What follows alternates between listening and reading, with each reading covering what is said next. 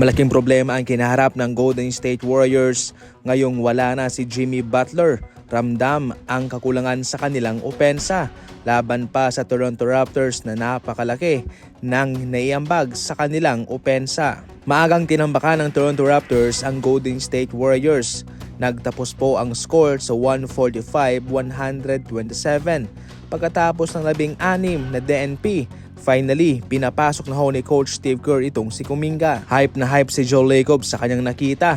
Si Kuminga kasi ay nagtapos na mayroong 20 points, 5 rebounds, and 2 assists. Si Buddy Hield ang kanilang leading scorer na mayroong 25 points and 6 3-pointer. Sa ngayon mga idol, inaasahan na magpapatuloy po itong minutong natanggap ni Kuminga sa loob ng 21 minutes. Okay naman siya. Kaya sa ngayon ay masusubukan pa ang pag-eksperimento ni Coach Steve Kerr para sa kanyang kupunan. Sa labang ito ay coming off the bench siya. Ating abangan sa susunod na mga laban kung siya'y ilalagay na sa starting lineup. Maaga ring tinambakan ng Denver Nuggets ang Lakers. Sa second half mga idol, ang kanilang talaan ay 51 samantalang ang Nuggets ay 70 plus na. Gayon pa man sa second half ay nilangaw na ho ng mahigpit na depensa ng Lakers itong Nuggets.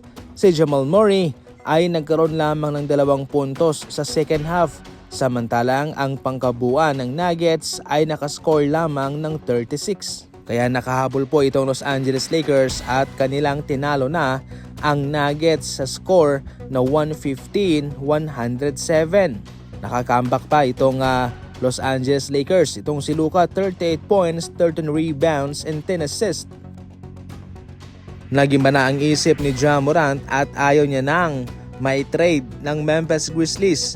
Sinabi niya sa mga nagdaang interview sa kanya na siya loyal daw sa kanyang kupunan.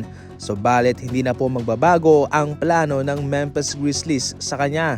Sa ngayon kasi ay patuloy pa rin po ang pag-shop ng Memphis Grizzlies sa kanya sa trade market. Kahit na hindi po ganoon kataas ang kanyang value at babaratin naman siya ng ibang kupunan. Sa ngayon mga idol, ang focus lang dito ng Memphis ay kanilang mai-trade itong si Ja. Matarandaan na sinabi mismo ni Ja Morant na siya ay loyal daw sa Memphis Grizzlies. Pero parang iba na, parang gusto na pong maghiwalay ng landas nitong Grizzlies sa kanya. Noong naibalita natin na itong si Ja Morant ay bumili ng bahay sa Miami. Naabutin lamang po ng 20 minutos ang biyahe papuntang home court naman ng Miami Heat. Ngunit ang problema nga lang, nagpahayag din ang Miami Heat na wala silang interest na mag-trade para sa kanya at mas pipiliin na lang nila na maghintay para sa mga malalaking superstar. Para sa mga NBA Fast Break balita, tumutok lang palagi and as always, thank you for watching.